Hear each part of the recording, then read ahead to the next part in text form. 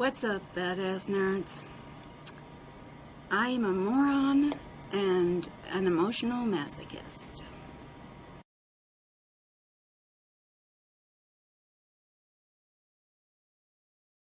Hello again. It's been a while for a few reasons.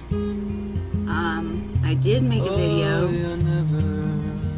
with my family and it will not export because the app I use to edit is a piece of garbage. So I worked really hard on that video and I'm very upset about it. I'm probably gonna keep trying, but it is what it is. Also, I've been sick. I had a UTI for weeks and weeks because these people don't, do anything for me, and now I'm finally getting treated for it. So yeah. Also, yes, my hair is now green. I wish I could put it down and show it to you in all its glory, but it is very frizzy and it is untamable right now. I only have one good hair day after a shower, so that's not today. Lately, with my videos, I've been trying to have them structured, so that it's also easier for you guys to watch, so I'm not just going the whole time. But this video is gonna be probably all over the place, and I apologize in advance. And if you don't want to watch it, I understand, but gotta get this off my chest, because so, judging by the title of this video, I'm pretty sure you know what anybody who watches this and wants to come to me and say, why are you putting all your shit out there? Let me just answer your question already, because this is like therapy. This is, I don't know, this is expressing my feelings to maybe a bunch of people if people watch this, and maybe they can have some words of wisdom for me, comment something to make me feel better, maybe. So yeah, this is so hard to start. So the title of the video is Don't Sleep With Your Old Friends, and yeah, it's about that. The last three people that I had relations with were from my past. They were friends or people I knew when I was a teenager, and this last one really just broke me. And I'm gonna talk about that. Obviously I'm not gonna tell you his name, but let's just call him Daryl, because I'm thinking about Daryl from The Walking Dead, and I don't know why, it's the only name that keeps coming in my head. If you've seen some of my last videos, a little ways back, about my ex-boyfriend, let's call him Norman, because Norman Reedus, I don't know, Norman, about how he kidnapped me, and he did other stuff that I'm not gonna talk about because I'm not doing the whole Me Too hashtag thing. And So yeah, he was from my past. I didn't really know him well. Like, I went to school with his sister, and like, yeah. And the one before that, it was just like a one night like bullshit thing. That didn't add to my number because in the past I had already had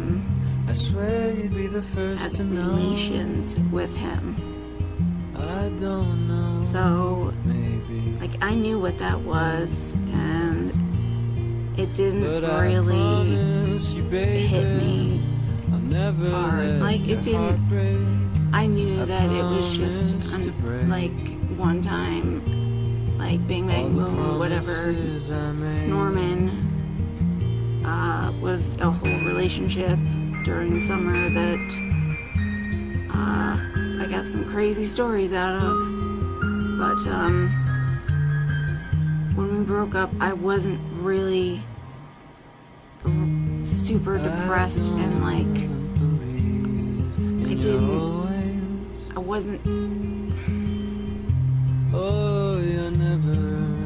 I wasn't really so hurt that I was like sobbing or anything. Like I didn't feel like my heart was gonna fall out of my chest. But the next one, Daryl, I don't know why, but it hit me real hard. All the promises I made. And let me explain to you why I'm not the crazy one. So, Daryl. He was my really good friend when I was a teenager. He was part of my crew.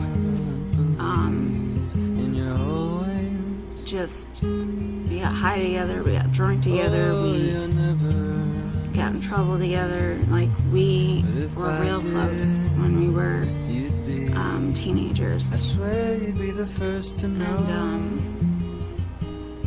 I don't know. like, we have talked off and on, like through Messenger and text, and it's never been a thing, whatever. A couple days after my birthday, he had messaged me, and I missed it, and like the next day I saw it, and I was like, it was just like, hey, what's up? And I'm like, oh, sorry, I missed your message and whatever. And we started talking, and then we got into a fight because he was being gross. And then like he was really like upset that I was mad at him, and I was just like, why do you even care? And he was just like, you're one of my best friends. I said, I'm one of your best friends? I haven't seen you in 10 years. And he was just like, shit, you're right. I'm a really bad friend. I gotta come see you.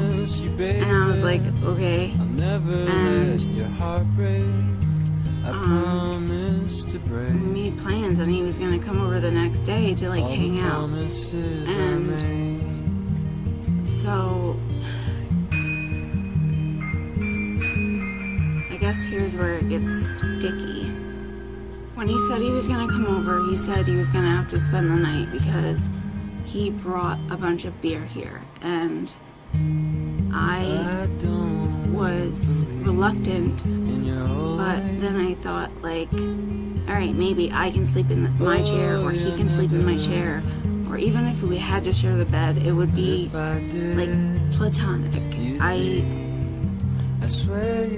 was just looking to hang out with him. So he comes over with a duffel bag full of beer, and he's drinking, and we're catching up, and we're talking about old times, and we're going out to smoke cigarettes, and we're just like, it felt so normal.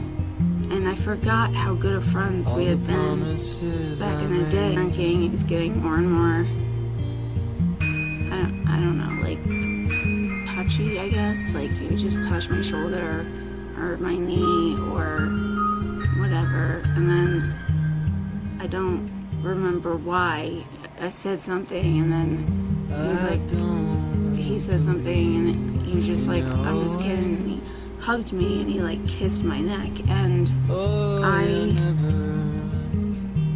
I didn't say anything. I let that go because I didn't want it to get weird. Randomly he kisses me and I just kind of froze, and it was just, I let that go too, because he flopped on my bed and was like, I'm sorry I kissed you. I'm sorry I made it weird. And like, I felt bad, and so like I didn't want him to feel bad, so I just like let it go. And he kept talking about like how much of a crush he had on me back in the day, and like how pretty my face is, just my face, because the rest of me is, we'll get to that, and how beautiful my eyes are. He just kept complimenting me and being like that, and then he kissed me again, and it just, the third time I put lip gloss, the lip plumping gloss on my lips, and that like tingles and burns and stuff to make your lips plump. And like he goes to kiss me, he's like, sorry, I was gonna kiss you, and I was like, go ahead. And he did, and I was going out the door to get something, and I was like, that's gonna burn like hell. And he's like, is that what that was? And he got all mad and started wiping it off. I'm laughing, going down the hall. So after that, just things started like snowballing. Like we were kissing and just like acting like it was normal. Asking me when I was going to bed, like when we could get in bed and cuddle and watch a movie, and he just kept asking and asking. So I ended up going to bed at like 8:30, like so freaking early, because he just wouldn't. He just like, I just want to like lay down, calm down, blah blah blah. He was just like, at this point he's drunk. My room reeks like alcohol. I know everyone can smell it, and nobody said anything that night though. So I was like, alright, when they put me in bed, you gotta like go wait out there. And he's just like pissy about it, but he's back in, and we settle ourselves into the bed, like just fucking squashed together, just like. So I was like on the edge of the bed, and he's still complaining that he doesn't have any room, and I'm just like, I'm sorry, I don't know what you want me to do. And he's got his arm like under my neck and like cuddling me, and we start watching like The Incredibles 2, but all he wants to do is like kiss and like cuddle, and he's saying all these sweet things. And he had told the staff that he was my boyfriend, and I'm just like, dude. And he's like, oh, I thought we're in bed saying all these things. Like, I can't even remember like exactly what he was saying, but it was like all these things about like us, and like just how we might be able to work, and like, and at one point he was like, yeah, you can call yourself my girlfriend, and I was like, I'm not gonna do that, but okay. Let's get to the gory stuff. Embarrassing. So, yeah, he starts like touching my boobs, and I get very into stuff. I don't believe in your always.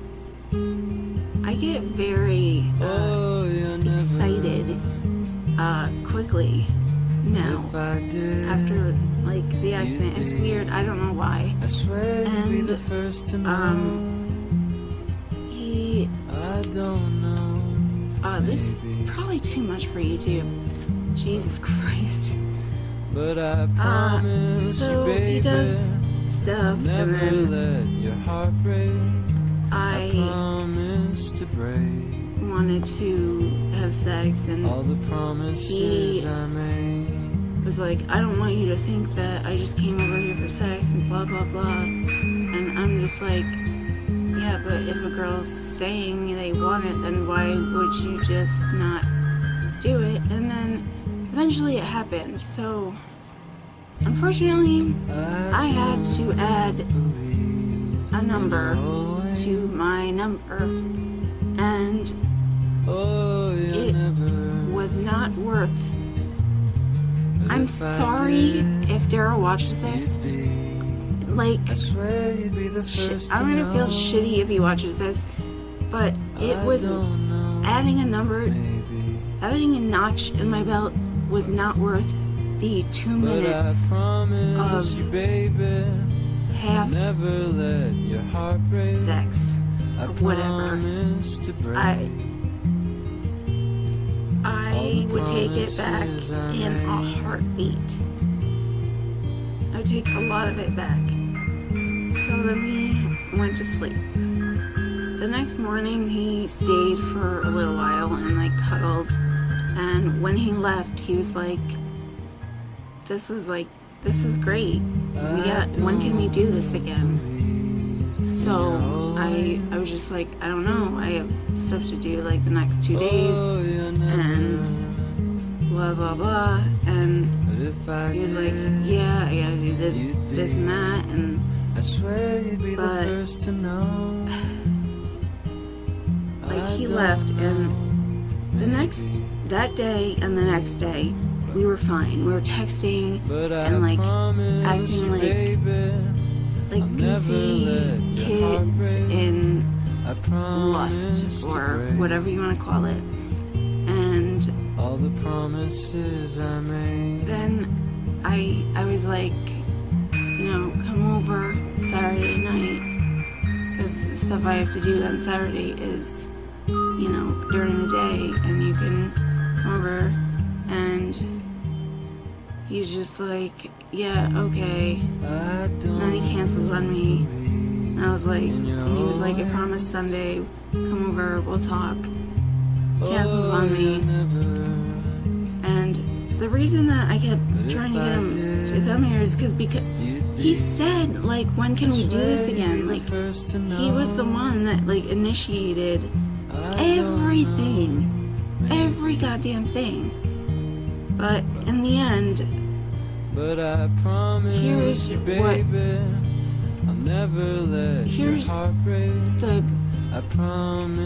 short version of what he said. We would never work. We can't be together because I want kids. I want a family. And it would be difficult to be with you because of how you are. Because I'm a quadriplegic. He said this, in more words, but it all boils down to that. And it just broke me inside. It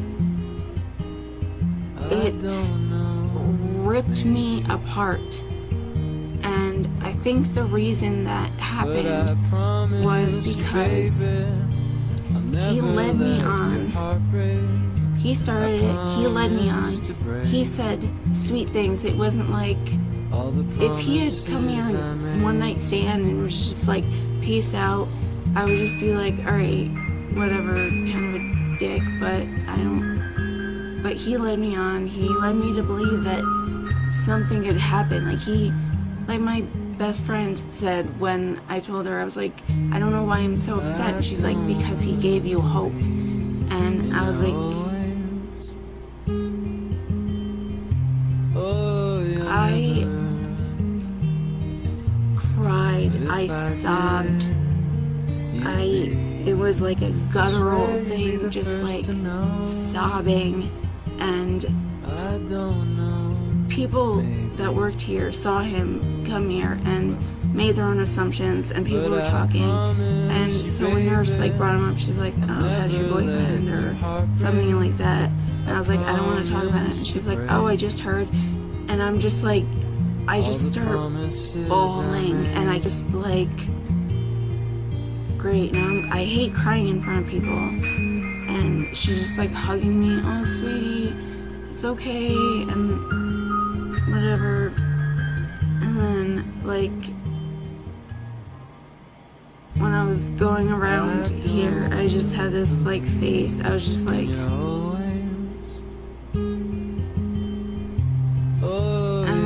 one of the guy nurses, he was like, oh, good news, your pills came in, and I was like, okay, and he was like, but you don't look happy, and he was like, I think he said it, are you okay, or cheer up, and I just like bit my lip to try to stop myself, but it didn't work, started bawling, he was hugging me,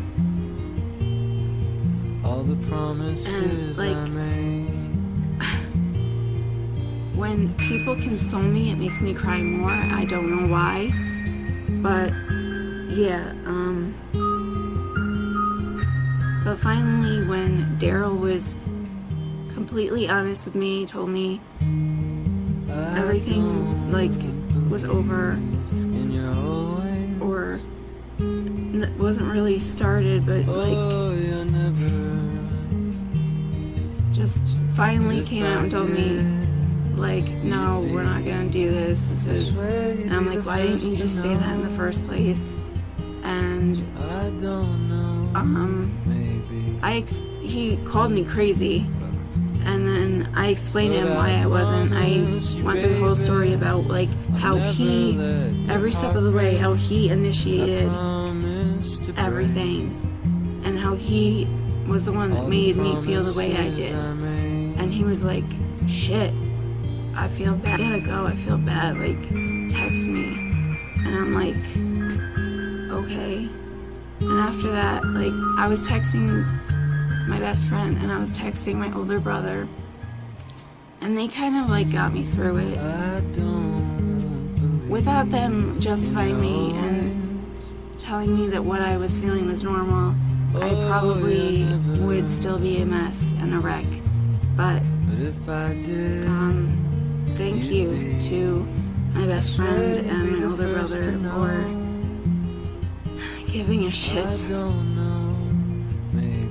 and to Daryl, I guess we lost a friendship. I'll never let your heart break. I promise to break. And for what? All the promises I made. Out of the three guys from my past, it just felt like he might be somebody I could see myself with, but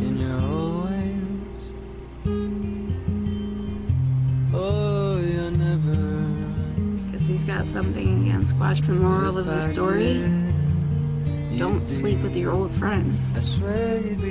Obviously, it's in the title. You're gonna lose a friend or multiple friends, and nothing good's gonna come out of it.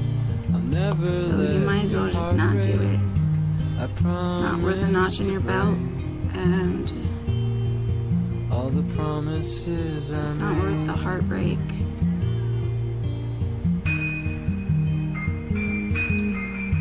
So don't do that unless you're absolutely sure that their feelings will be reciprocated and they're not an alcoholic and just talk out their ass. And I'm sorry I'm putting stuff on you that's In your happened to me, but just oh, and try to make me feel better maybe, and comment if this has ever happened to you, you'd be. like if this has ever happened to you, First to know. and subscribe because I don't bad shit happens to me all the time, and maybe you want to hear about it because sometimes it's But funny. I promise you, And baby, I'll put some never let link your to heart break. the playlist of effed up stories if you want to hear some actually really effed up stories. Promises I made. Those are the tame ones though, because I've got worse. So yeah. Keep being badass, keep being nerdy. Much love and peace out, y'all.